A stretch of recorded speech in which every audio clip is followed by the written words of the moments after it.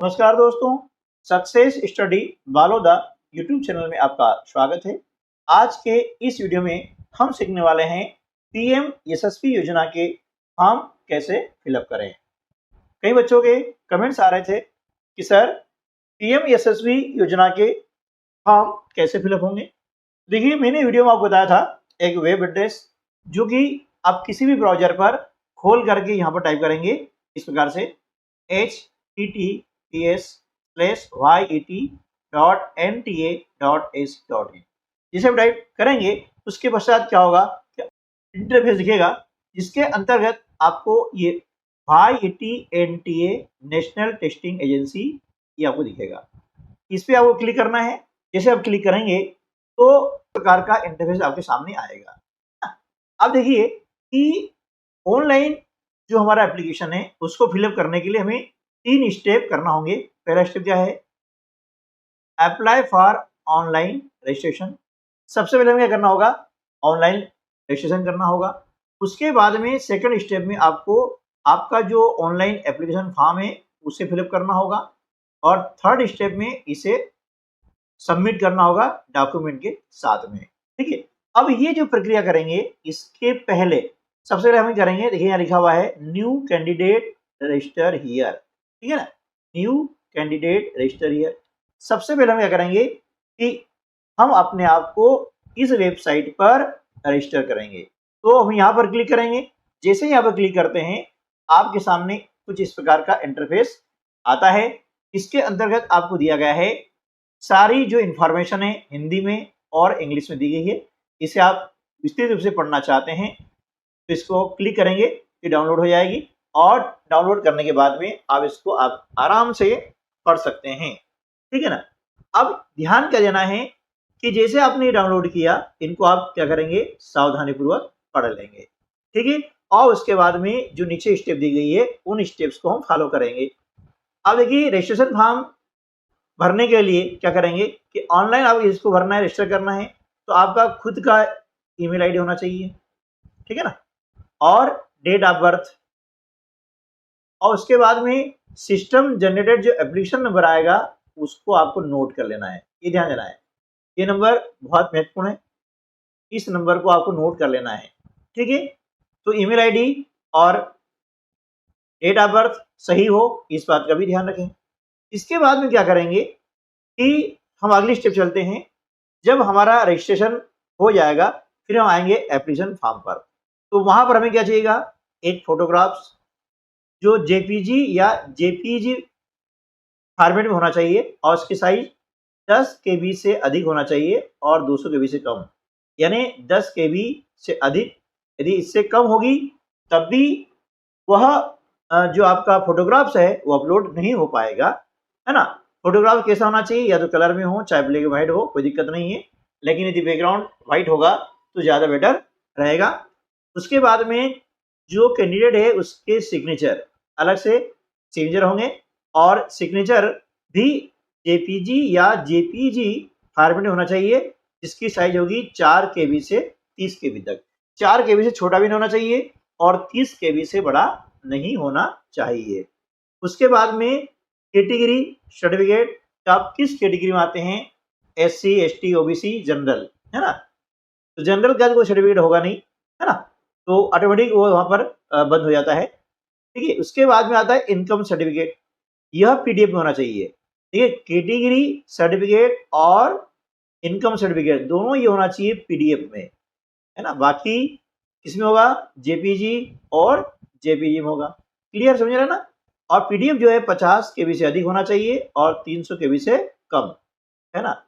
50 केबी से अधिक और 300 केबी से कम होना चाहिए, तभी ये अपलोड हो पाएगा। ठीक है ना।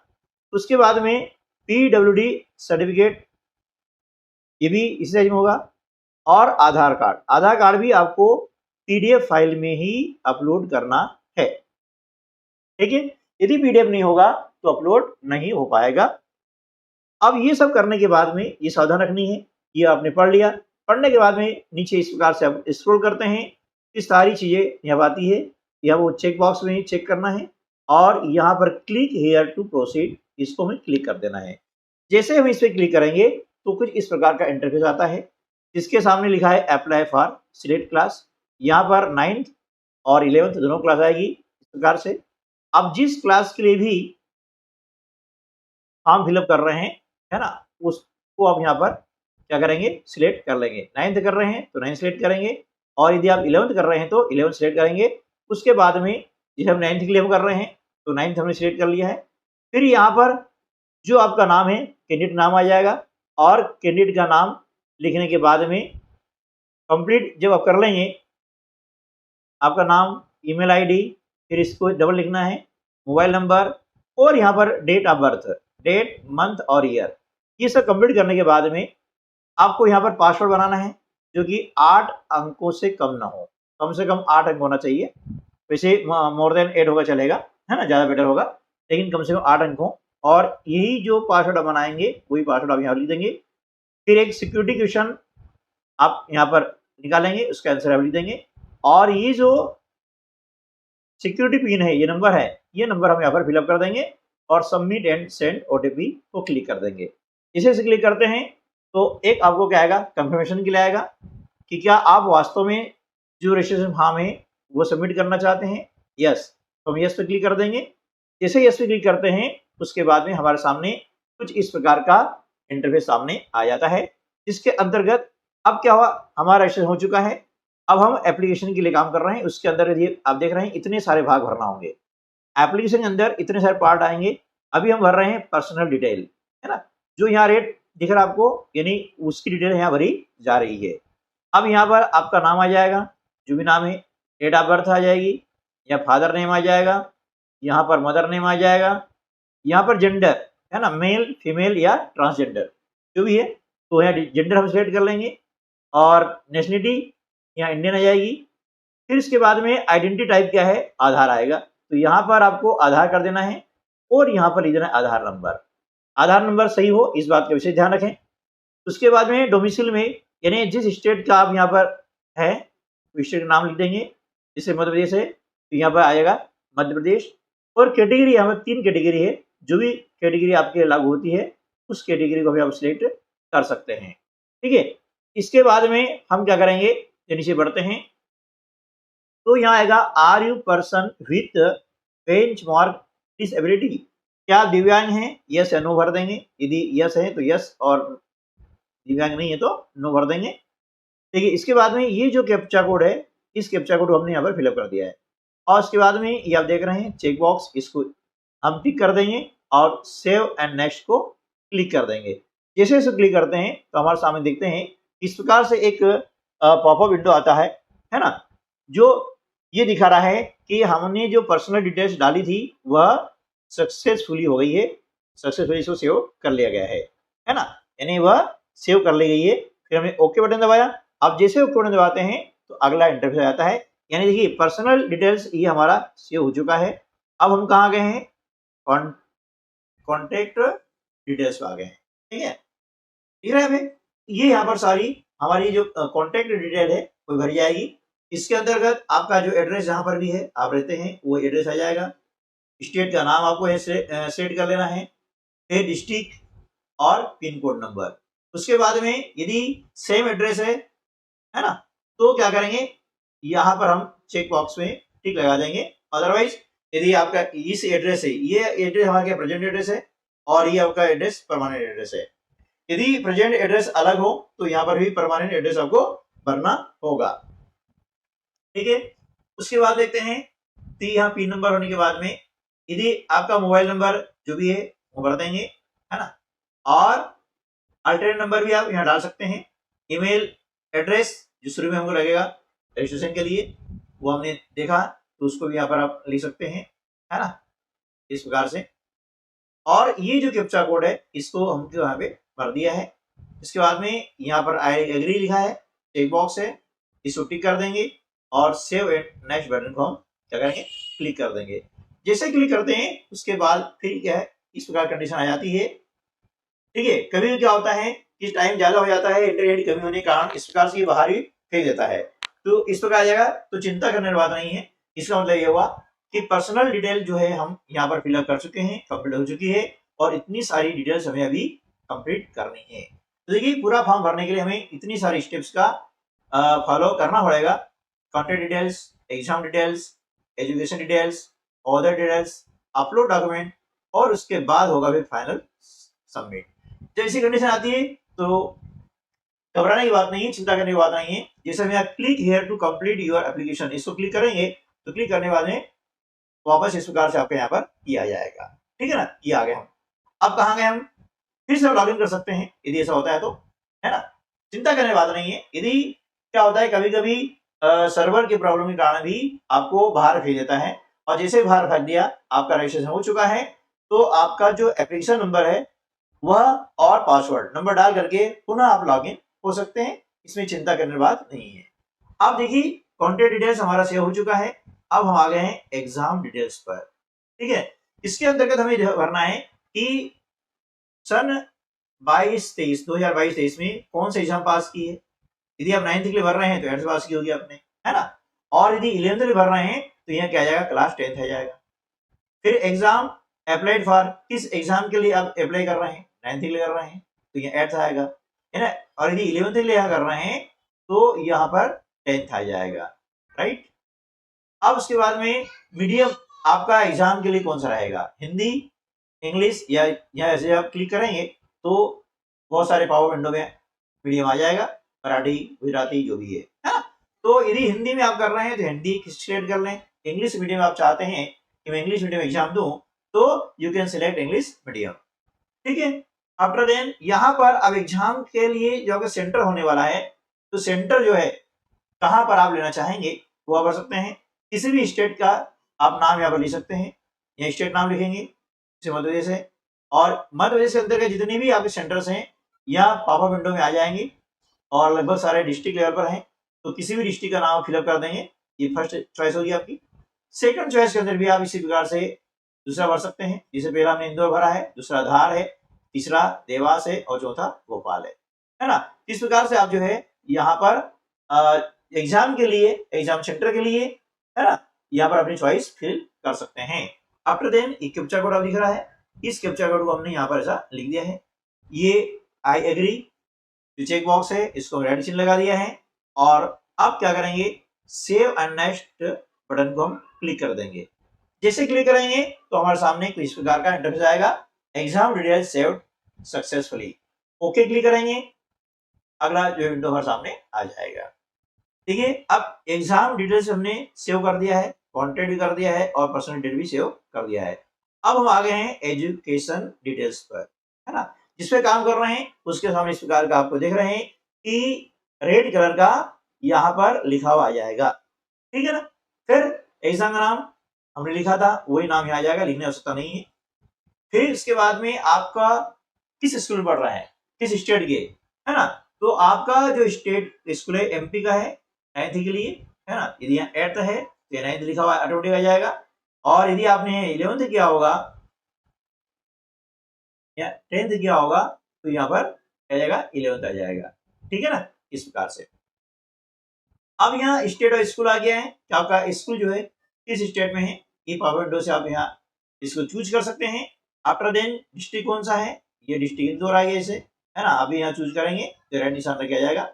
और नेम ऑफ स्कूल, आप 9th क्लास किस स्कूल में पढ़ रहे हैं उसका नाम यहाँ से जो पावर विंडो आपका है इसको क्लिक करेंगे, ढेर सारे नाम आएंगे, उन नामों में एक एक करके देखना पड़ेगा कि आप जो है किस स्कूल में पढ़ रहे हैं, तो उसका नाम यहाँ पर आ जाएगा। उसके बाद में आपने पिछली कक्षा, जैसे हम 9th के लिए यदि अप्लाई कर रहे हैं तो हम पूछेंगे 8th का, है ना, तो 8th में कितने % नंबर आपको मिले थे, है ना, वो आपको लिखना है यहाँ पर। ठीक है, और यदि आप 11th के लिए अप्लाई कर रहे हैं तो 10th में कितने नंबर आए थे वो हमें आपको लिखना है। उसके बाद में आपका जो स्टडी मीडियम था, मीडियम ऑफ स्टडी क्या था वो भी आपको लिखना है, यानी इस क्लास का। ठीक है ना, ये आप लिखें मीडियम। उसके बाद में कैप्चा कोड लिखा हुआ है, इस कैप्चा कोड को हमने ऐसे ऐसे यहाँ पे डाल दिया है, ये आई एग्री को हमने टिक कर दिया है, और उसके बाद में सेव एंड नेक्स्ट बटन को हम क्या करेंगे, क्लिक करेंगे। जैसे क्लिक करते हैं उसके बाद में फिर हमारे पास में एक ऐसा सक्सेसफुली विंडो यहाँ पर आ जाएगा, एजुकेशन डिटेल्स सेव सक्सेसफुली, है ना, यानी ये हमारा जो डिटेल्स था वो भी सेव हो चुका है। जैसे हम ओके करेंगे, ओके करने के बाद में इस प्रकार का इंटरफेस आपके सामने आने वाला है। आ गया। अब देख रहे हैं देखिए एजुकेशन डिटेल्स भी आपका सेव हो चुका है। अब हम आ गए हैं अदर डिटेल्स पर। आ गए हैं अदर डिटेल्स पर आ गए हैं। इसके अंतर्गत ये करना है कि आपके जो पेरेंट्स हैं है ना, उनका एजुकेशन बैकग्राउंड क्या है उसके बारे में जानकारी देनी है। तो यहाँ पर जैसे आप इसको क्लिक करेंगे है ना, तो पावर विंडो आएगा। उसमें से जो भी है ना, ग्रेजुएट है, पोस्ट ग्रेजुएट है ना, इलिटरेट है, जो भी है यहाँ पर आपको उसको फिलअप कर देना है। फिर उसके बाद ऑक्यूपेशन क्या है आपके पेरेंट्स का, क्या करते हैं, सर्विस करते हैं, एग्रीकल्चर है, बिजनेसमैन है, जो भी है। जैसे आप यहाँ क्लिक करेंगे तो उसकी लिस्ट आ जाएगी, उसमें से जो भी है उसको आपको क्या करना है, चूज कर लेना है। जैसे यहाँ इस मामले में हमारे एग्रीकल्चर है तो हमने एग्रीकल्चर को यहाँ पर चूज कर लिया है। फिर income not more than 2.5 lakh, तो इनकम 2.5 लाख से अधिक नहीं होना चाहिए, ये वाला ऑप्शन यहाँ पर आ जाएगा।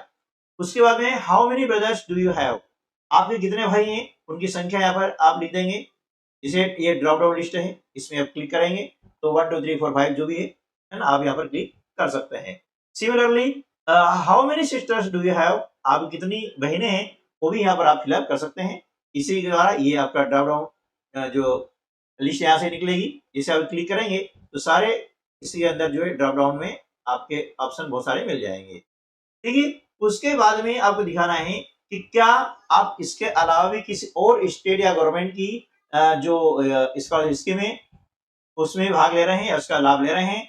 यस तो यस आ जाएगा, नो तो नो आ जाएगा। यहाँ पर अब क्लिक करेंगे है ना, तो ऑप्शन आएंगे यस या नो, है ना, तो जो भी है आपको यहाँ फिलअप कर देना है। उसके बाद में क्या आपका कोई भाई या बहन है ना इस स्कीम के अंतर्गत कोई लाभ ले रहा है, क्या ले रहा है तो यस और नहीं ले तो नो। इस प्रकार से यहाँ फिलअप करने के बाद में टी कैप्चा कोड यहाँ पर हम फिलअप कर देंगे। आई एग्री तो हम क्या करेंगे, टिक करेंगे और फिर सेव एंड नेक्स्ट बटन को हम क्लिक कर देंगे। जैसे क्लिक करते हैं तो उसके बाद में क्या होता है कि कुछ इस प्रकार का इंटरफेस आएगा। फिर आपके पास में क्या जाएगा, अदर डिटेल्स सेव्ड सक्सेसफुली। ठीक है, ये विंडो आया, इसको आपने क्लिक किया, जैसे क्लिक ओके क्लिक करेंगे तो कुछ इस प्रकार का इंटरफेस आपके सामने आने वाला है। तो देखिए ये अदर डिटेल्स भी हमारी क्या हो गई, सेव हो चुकी है। ये सारी डिटेल्स हमारी सेव हो चुकी है ये, ठीक है ना। अब हम कहाँ गए हैं, अपलोड डॉक्यूमेंट पर, यानी बिल्कुल ये अपलोड डॉक्यूमेंट करने के बाद में फाइनल सबमिट, बस ये इसके बाद हमारा क्या काम खत्म हो जाता है। अब देखिए आपको 5 चीजें यहाँ पर अपलोड करनी है, ध्यान दीजिएगा, यहाँ पर लिखा हुआ भी है ना। सबसे पहले आपको क्या करना है, अपलोड फोटो करना है। फोटो जेपीजी या जेपीजी फॉर्मेट में होना चाहिए और इसकी साइज 10 KB से अधिक और 200 KB से कम होना चाहिए। ठीक है, आप यहाँ से क्लिक करेंगे तो आपकी जहां भी फाइल रखी हुई है वहां से उसको क्या करेंगे, सिलेक्ट कर लेंगे और अपलोड होने के बाद में आपको यहाँ पर दिखेगा भी, है ना, फोटो आपको यहाँ पर दिखने लगेगा। ठीक है ना, तो क्या करें, पहले इन 5 चीजों को आप सेव कर लें अपने कंप्यूटर पर या मोबाइल से आप फॉर्म भर रहे हैं तो मोबाइल के अंदर एक आप फोल्डर अलग से बना लें ताकि गलती से अन्य जो है फोटो या अन्य जो आपको डॉक्यूमेंट्स है वह अपलोड न हो। ये 5 बना लें, इसमें फोटो आ गया, इस साइज को आप चेक कर लें पहले से ही और फिर फॉर्म भरना शुरू करेंगे, है ना। फिर सिग्नेचर जो साइन करते हैं वो सिग्नेचर भी जेपीजी या जेपीजी में होना चाहिए और इसके साइज मिनिमम 4 KB और मैक्सिमम 30 KB। ठीक है ना, तो वो भी जब अपलोड करेंगे तो यहाँ पर आपके सिग्नेचर जो है दिखाई देने लगेंगे। ठीक है ना, उसके बाद में इनकम सर्टिफिकेट, इनकम सर्टिफिकेट ये होना चाहिए PDF में, इसमें होना चाहिए PDF। ठीक है ना, और इसकी साइज मिनिमम होनी चाहिए 50 KB और अधिकतम हो जाएगी 300 KB, इससे अधिक नहीं होना चाहिए और 500 से कम नहीं होना चाहिए। अब जैसे आप करेंगे तो यहाँ पर आपका PDF भी यहाँ पर आपको दिखने लगेगा। ठीक है ना, और कैटेगरी सर्टिफिकेट, आप किस कैटेगरी में आते हैं उसका सर्टिफिकेट करना है, वो भी आपको करना है PDF में और उसकी साइज भी रहेगी 50 KB से लगाकर 300 KB तक। ठीक है, ये आपको ध्यान रखना है। और जैसे यहाँ चूज फाइल करेंगे, यहाँ क्लिक करेंगे, क्लिक करने के बाद में आप जहां भी फाइल आपके रखी है वहां जाएंगे, उसको क्लिक करके ओपन क्लिक करेंगे, वो फाइल यहाँ पर आ जाएगी और यहाँ पर इस प्रकार से PDF फॉर्म में आपको दिखाई देने लगेगी। ठीक है, उसके बाद में आधार कार्ड, आधार कार्ड ये नहीं है तो एनरोलमेंट ID डॉक्यूमेंट भी होता है इसमें आपके फिंगरप्रिंट्स होते हैं। हो सकता है किसी बच्चे ने पहले नहीं बनवाया हो, है ना, आधार कार्ड बन के नहीं आया हो, तो भी चिंता ना करें, है ना। उसके जो फिंगरप्रिंट्स वाला जो रिसिप्ट है, ठीक है, वो कहलाता है एनरोलमेंट आईडी डॉक्यूमेंट। उसका पीडीएफ बना लें। और ये आधार कार्ड है तो दोनों साइड का, है ना, फ्रंट और बैक दोनों का एक में ही आप पीडीएफ बनाएं, अलग अलग बनाएं। और पीडीएफ बना करके इसे भी अपलोड करना है। इसकी साइज होना चाहिए 50 केबी से लगा करके 300 केबी तक। 300 से अधिक ना हो, 50 से कम ना हो, ठीक है ना। फिर इसके हम क्या करेंगे, अपलोड कर देंगे।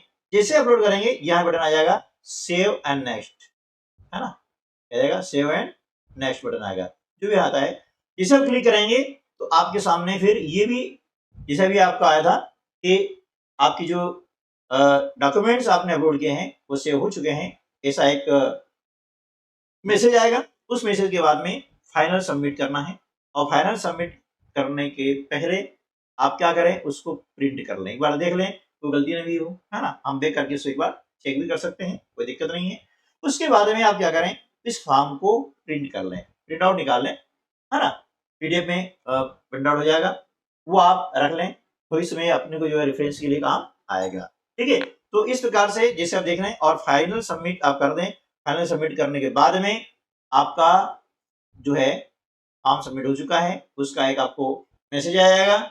उस फॉर्म को आप क्या करें, प्रिंट ले लें, पीडीएफ फाइल में रख लें, ताकि भविष्य के लिए हमें रेफरेंस में वो काम आए। ठीक है दोस्तों, उम्मीद है कि आपको वीडियो अच्छा लगा होगा। वीडियो अच्छा लगा है तो लाइक कर दीजिएगा, अपने अन्य दोस्तों को शेयर कर दीजिएगा, ताकि वे भी अपना फॉर्म अपने घर बैठे भर सकें, उनको भी मार्गदर्शन मिल सके और वे भी परीक्षा में अपीयर हो सकें।